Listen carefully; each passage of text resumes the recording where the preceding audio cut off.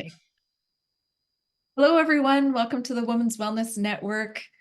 Here we are having a wonderful interview with one of my dear friends from, let me see. Well, it's been a few years, but um, more in our souls. She's my soul sister, I believe. We went to energy healing school together. And yeah, Leanna, welcome to the Women's Wellness Network. Thank you so much, Tammy. You are definitely a soul kin. It's nice Kinsel. doing life with you. Aw. So great, so awesome. Awesome. This is the thing, right? We sometimes connect with people and it's not on this part, it's on in here, right? And yeah, we keep those people and what do we call those? People are in your life for a season, a reason, a lifetime. Yeah, you're a lifer. I'm keeping Yeah. you. So I know I love you. So can you introduce yourself to the Women's Wellness Network and tell them a little bit about yourself? I absolutely can. Let's see what comes out of my mouth. My name's Leanna. Um, I feel like I was put on this earth for a reason, and that reason has become more and more clear over the last 4 years. At the time of like this great global change in 2020, I had maybe a different experience than a lot of people. I started to experience this like sudden euphoria of this like full bodied remembering of like I couldn't even necessarily put words to it then, but I was just like, it's finally fucking happening. Like, oh my goodness, like this is the time of life I've been waiting for, and everything that I'd gone through to that point has made sense.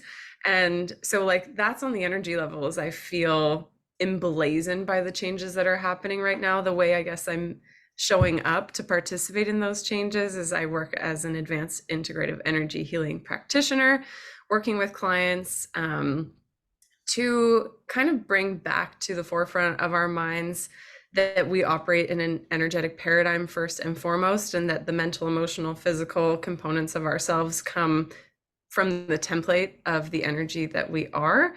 So work with clients doing that, and also I'm stepping into an instructor role, starting to teach hands-on energy healing and looking through the lens of universal law hermetic principles as a way of navigating the challenges of life by remembering how energy actually operates in our reality. Oh, oh, so much, so exciting. Oh my goodness. Oh, instructor. Well, yep. As a coach, perfect. As an instructor, wow. Yeah, you'd be good in that role. Awesome, awesome. So can you please tell our women how you met, like what brought you to the energy realm? That wasn't always your journey. So what kind of made you decide I need to step in and be a healer? Yeah. I want to say I didn't decide it. I was given a clear decision to make after I experienced a number of concussions when I was 23. And I had been playing very competitive roller derby. I thought my life path was to kick ass and take names and wear, leopard print fishnets and entertain people. And obviously, it's a highly contact sport. And there was a clear moment where I got 3 concussions in 3 months. It was the third one where I finally, to be honest, got hit in the head hard enough to realize I couldn't keep doing what I was doing. I kind of reached a confrontation point with myself.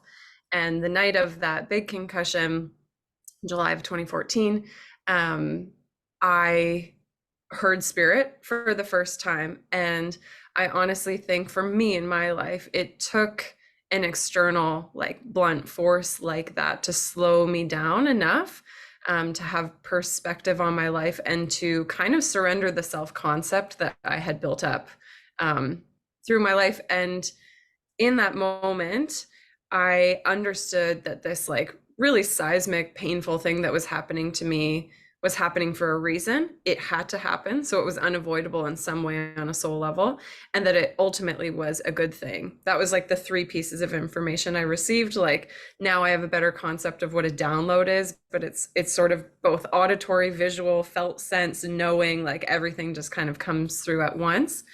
And following that, I went through about 10 months of like what they would call the dark night of the soul, where like absolutely everything I was doing beforehand, I couldn't keep doing. I couldn't exercise, I couldn't socialize, I couldn't load the dishwasher because it was too loud, couldn't go to a grocery store. It was just complete sensory overwhelm. And um, I really had to go into myself. And that whole 10 months, I don't want to say was actually quite magical or illuminating, but I always remembered what I experienced on that first night. And so I, as much as I wanted to go into this self-pity and I wanted to go into like this absolute collapse on the inside of myself, I couldn't fully do that because I had received kind of this, I don't know, it felt like a magic bean, like Jack and the Beanstalk. I was like, this doesn't feel wholly, self-destructive or punishing because I had that experience. And so I sort of started to straddle that line of like,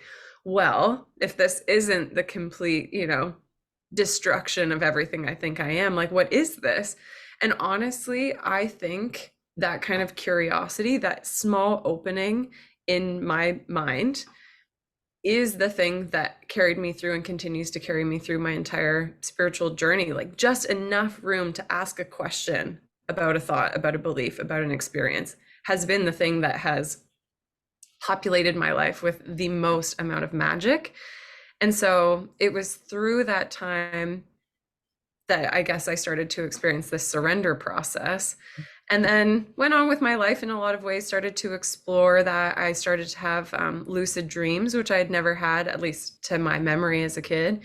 And it was in a dream that I remember walking around the back of a man who was holding a piece of paper, and I could look over his shoulder and read what was on the piece of paper. And then when I woke up, I Googled what I saw on the piece of paper, and it was a spiritual school on the same street as my house in Toronto, the same street. I had never heard of it. So I was like, well, my life is shitty right now, and I have nothing to lose by following this kind of information. This seems way more exciting and real than, what's happening in my life. I had to move back into my mom's basement. I was doing all sorts of physio and rehab and, cognitive restructuring, and I was like, I have nothing to lose. Right. And so that kind of became the process of like starting to meditate, starting to look at what intuitive development was, starting to dip my toe into this concept of trusting the universe, like whatever that was, because I'm not an easily trusting person. I'm a Cancer with a Scorpio moon. I've got like a lot of layers of shells and claws and Oh, and pincers. we have a Scorpio full moon right now. Hey, I know, Ooh, how auspicious. But awesome. I don't trust very easily. I think I'm naturally skeptical of people because I've always been such a sensitive kid and person, and have been let down a lot and betrayed a lot and hurt a lot. I think I had a similar relationship with the universe when I first started meditating. I didn't really take anything at face value. I kind of step back and analyze everything I was experiencing, and not necessarily researching and needing like peer-reviewed articles to prove it to me. I don't have that kind of need, but I needed it to be true for me, not just true for someone else. And so like fast forward a number of years, I started to travel based on intuition alone, like wouldn't make any plans other than book a flight. Who am I going to meet? Who am I going to talk to? And that led me to obviously some very interesting experiences. Ended up studying in Guatemala with a beautiful teacher who sort of started to, that was my first like more formal study of starting to be like, oh, I'm actually okay, diving into this. And that's where I learned how to lucid dream properly, because I didn't know how I had done it before other than just getting hit in the head. So I started to learn like practices around supporting my sensitivity rather than it just being spontaneous or externally activated. And then in Guatemala, actually, through a period of meditation and fasting and silence, is when I got guidance from spirit to move to Vancouver. And on my way to Vancouver, driving across the country, I heard about the energy healing program. and applied for it, got in. That's where our journey begins, Terry. And as you know, probably, I continued to go through a lot of different initiations through that program. Um, I was in an airplane landing accident and sprained my whole back. I went through three breakups, another concussion. Like it just didn't really stop. And I think I still am curious about why my soul chose to learn through such like blunt force. Um, but all of those things have become, I don't want to, like wash over them and say they're blessings, but I've definitely taken the invitation into the lessons I was learning through a lot of injury recovery. And then writing my final paper to graduate from that program, I decided I was going to write about the concept of surrender, spiritual surrender. And 48 hours later, I got a concussion. Surprise! I thought I was done with that pattern. And that concussion, 2019, was kind of the one that sealed the deal in a lot of ways because I was in disbelief that it had happened again. I thought this was just what got me on the spiritual path, not something I needed at this point. But I dove, no pun intended, like head first into this concept of surrender because for the first time I could really see a direct correlation with what I had asked for, like the lesson I had essentially invited onto my plate and what was showing up in my reality. And so I went into that as hard as I could. I closed my eyes. I couldn't look at computer. I couldn't have a straight thought. And I said, if you want me to graduate from this program, you write my paper. And I closed my eyes and put my fingers on the keyboard and something started writing. And a few days later, I looked at the computer and I started to look up what I had read. And that's where the whole concept of the alchemy of the soul, Hermetic philosophy, came up. That's where I encountered universal law for the first time, which has now become like the foundation of how I work with clients and how I move through the world. And so obviously you can see sort of a thread through the story that surrender has been kind of integral to my process. That my spiritual journey has been about somehow getting Leanna, this beautiful, bold, you know, person who thinks she knows best, out of the way enough for the aspect of my heart and my soul to come forward. And it's a dance I do daily, as we were talking about before this call started. Right. Well, it's like you had your egg cracked open.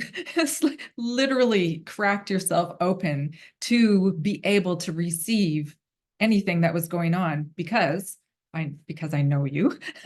Otherwise, I know you're extraordinarily strong woman. You have your power of who you are as a human being is huge. Like your energy is outside of your being, and it is outside of all of us, but yours is palpable when I'm in your presence. Even just being here on Zoom with you there's something about you that is so potent, let's just say.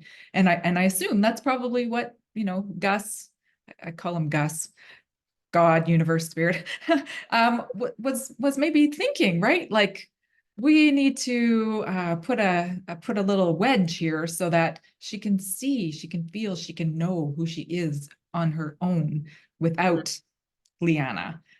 And wow, yeah, such a crazy ride you went on. So many like traumatic, it's not just an event, it's like trauma to the brain, it's trauma to the way of who you were ultimately in the end, right? And now you have to be somebody that you didn't know before, but Yeah. now you probably know yourself better than ever.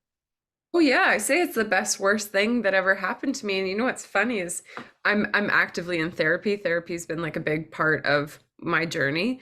And I'm in this process of realizing that a lot of the aspects that I became familiar with post concussion, I actually had as a kid. I just hadn't become aware of them. So I think about certain I'm very easily overwhelmed by energy or by just like the senses, too light, too bright, like too bright, too loud, all these things. And I always thought that was a result of the concussions. And I'm having memory now of being a kid and just being completely paralyzed by like the too muchness of the world. And that was before any head injuries. So it's almost like the concussions didn't change my access to anything.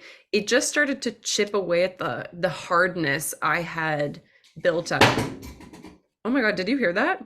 That was a glass panel from my Oma and Opa that just fell off the wall. Oh, hello, Okay. Opa and Opa. Hello, Oma and Opa. We're doing an interview. That's fascinating.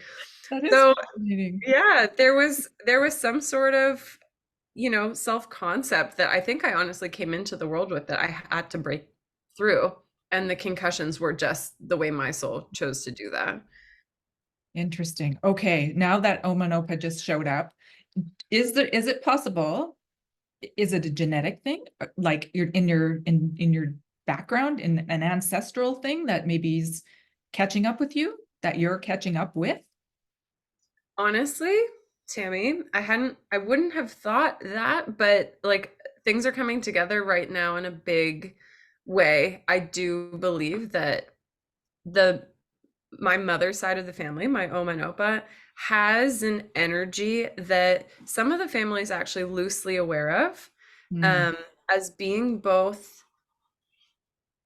I'm trying to find words that honor it, but it honestly feels like kind of like a magical curse.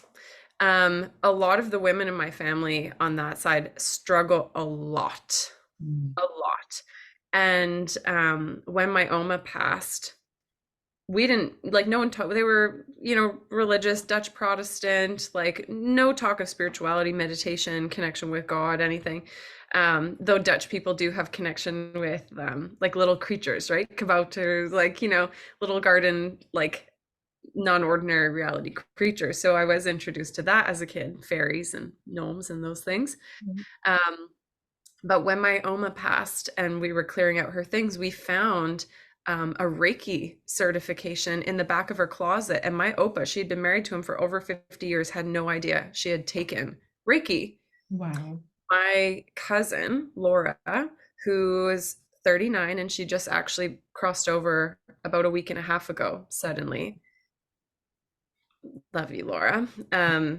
Also had that magical curse in a lot of ways. High sensitivity, high giftedness, huge, huge heart with this sort of, I don't know, a je ne sais quoi, like around it that felt kind of like some sort of stifling, maybe epigenetically, of why it's so difficult for us to share this part of ourselves with the world. So I Interesting. do wonder, it's something I'm like kind of just chewing on in the last little bit, if this is something genetic Right. or connected through like the soul line of Yeah. this. Oh, that's so interesting. Well, you're going to have to keep me posted on that one, what discover, uncover, coming up in the future around all of that. family. I honor your cousin, Laura. Yeah. Yes, her passing. But again, maybe there's something there too. So who knows, right? Yeah. Life kind of, I'm seeing that life needs to break us open in certain ways. I don't know a single person on this path that has come to this work without grief or pain. Some people maybe could see spirit as a kid or have those sort of look really good on paper experiences, Right. but everyone has gone through some sort of trial by fire or initiation. At least that's what I strongly believe. Um, because otherwise we would just pick the easy way. We would just pick to continue to live in the matrix and enjoy ourselves and, indulge ourselves. And I think in some ways, the spiritual path, I call it like, do you remember the movie Jumanji? Yes. Yes. Robin Williams. Yes. I think spiritual work is like the movie Jumanji. Like once you start, you can't really stop. Like Right. once you're in the game, you can't really stop playing it. Otherwise, you kind of get taken over by like the intensity of the forces around you.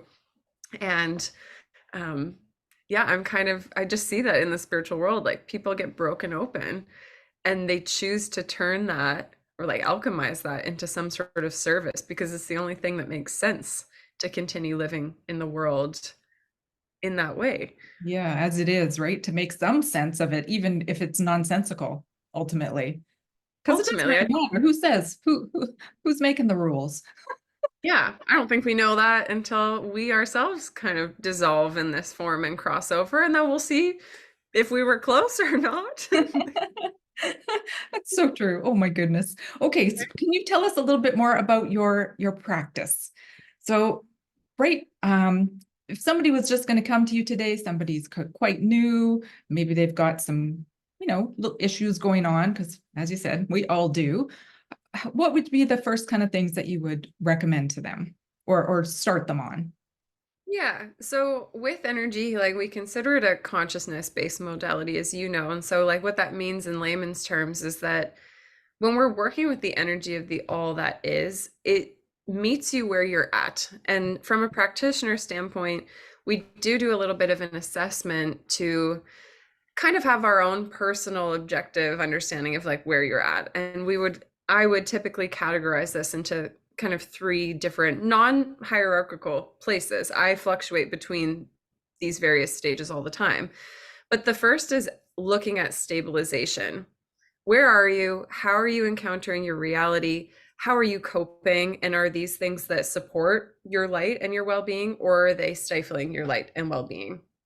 A lot of this comes down to nervous system regulation. Like, we like to think that we can just change our thoughts like that if once we notice we're kind of in negative thought patterns or loops. You can't do that unless your nervous system is supporting a frequency of coherence. And so the first thing is getting the nervous system stabilized with self practices and also working with a nervous system. So that's what the practitioner does on this level, is present as a regulated nervous system for the person's energy field and nervous system to attune to. They're saying, oh, here's a baseline. Whew. So that's the role of the practitioner when we're looking at stabilization. When someone is in a place in their life and in their body and their nervous system where they feel more stable, we start to look at trauma processing. Okay, where is the energy stagnant in your field? And that is like shows up in the layers of your biofield or your aura, but it'll also be evident on all other layers of your being. So like what's going on in your body, how is that showing patterns of what's being held on to? We see that in the mindset. Where do you come into conflict with yourself? And this is so subversive. This isn't things we necessarily know are going on, but just where we are conflicted in our beliefs around ourselves, other people, the universe. And then once that part is a little bit gritty. That's where we get into the gritty work that's really gratifying.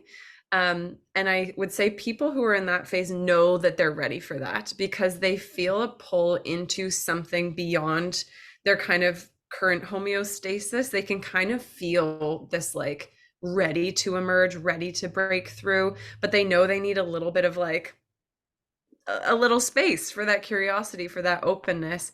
And a practitioner is really well trained, ideally, at being able to recognize those little openings and bring your awareness to them together. So you're working with the nervous system at that layer, and then also with moving trauma through the different layers of the field and the system. When we kind of feel like we have spaciousness, so those clients who feel like, okay, I feel like I've done that. Obviously pieces come up, but I feel kind of solid on the other side of a lot of those like default patterns that either come from my family, come from some like soul aspect of self.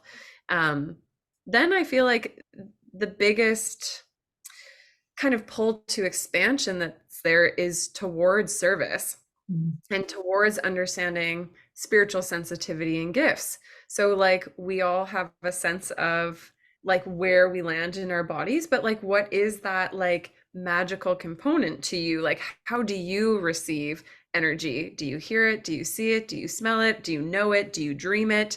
And like how does leaning into that as an act of service for yourself and for the people that you'll come in contact with in the world, how does that make your life even more incredible? That's where we kind of have to like step off the edge of the proverbial cliff and be like, everything that I want for my life can be made a million times better if I let go what I think I want for my life. So that's really where surrender is applicable in all of these stages. But in that stage, we're really honing someone's individual energy sensitivity. We're getting people in touch with like the subtleties of their energy field and how they are bringing through the channel of energy of spirit to be of service. And those look like sessions of exploring places like the Akashic records, um, going into perhaps like soul retrieval or past life regression, finding those like pieces of you that are super relevant to your life and service in this life, but may not have been apparent through the other stages of the process where you're just focusing on you in this body in this life. Right. Coming right So into the integration. exactly. And then integration is so key because life is going to show you, all the right next steps that you can take by putting life in front of you. That's the only way that we really integrate is by taking everything we learned through energy healing and applying it to our relationships, to our self-talk, to the way we treat our body when we're injured or in pain, and seeing sort of how life unfolds. And I'd say like I'll add a fourth step to that process is more and more people have been approaching me looking for instruction to how they can then actually see or work with the energy field in the way that I do or a similar way, and those sorts of things. So once we kind of have the gifts for ourselves, we're like, well, now how can I expand on this and start to work with other people? How can I start to disseminate this kind of way of moving through the world, in a way that clearly can develop this magical part in other people? And so I love that more and more people are interested in that side of things too. Oh, yes. And that is the thing, right? I've noticed it a lot lately. Well, probably since the pandemic, right? People that probably cracked some people open, that in itself, right? So seeing the world changing and people seeking, people looking, people wanting to understand not just their place in this craziness, but what their place is within themselves. And yeah, I totally understand that why people want to go through all that stuff and then like, okay, now what can I do with it? Because I have all this to give. And we feel like that once we get to that, that little space of it's not empty anymore, but it's full of peace and it's full of harmony and it's full of these joys that yeah, we want to know how to make them come out of us. So, oh my gosh, I didn't know about this, that your instructor part, which I think is so cool. I need to know more about that myself. Oh my goodness. Okay, so if people would like to work with you, how can they find you? How can they do that? Hmm.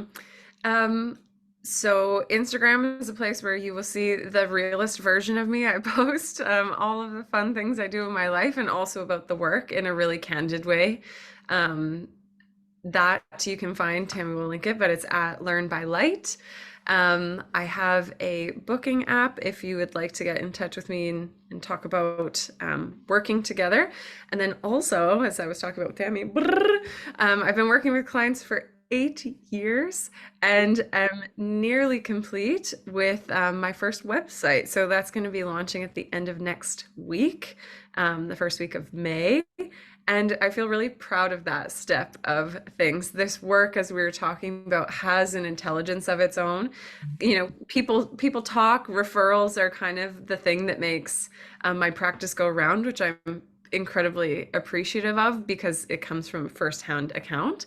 But it is, I got clear directive from Spirit a while ago that it was time to just do the damn thing and have a landing page out there on the internet where people can find me. So you can find me there. It's going to be same as my Instagram. Awesome. I like Awesome. .ca, both of them. Okay, well, we'll put all that information into the comments. So women of the Women's Wellness Network, if you would like to connect with Leanna, we'll put all the information into the comments. And as you can see, she has a lot to offer. And I will sit here and say 100% yes, Leanna is a person that I would definitely work with. I have worked with her in a student capacity. We're both students at the same time. But there's something about her heart, and there's something about her, the way that she can, the dance, I think you referred to it as a dance, the way that she can look into the spaces and know. It's not even really seeing, it's just, she just knows. So I 100% recommend Leanna for any of your energetic healing medicine that you need. She's an amazing human being, and she definitely won't steer you wrong in that way. So that being said, I'm not supposed to come on here and say all these things that I love about every person, but I find, I'm come to the Women's Wellness Network with this intention of bringing forward the people that have helped me in my life, been part of my journey, and made a difference. And yes, Leanna's one of them. So thank you so much, Leanna, for coming. And women of the Women's Wellness Network, until next time, be well. Thank you so much.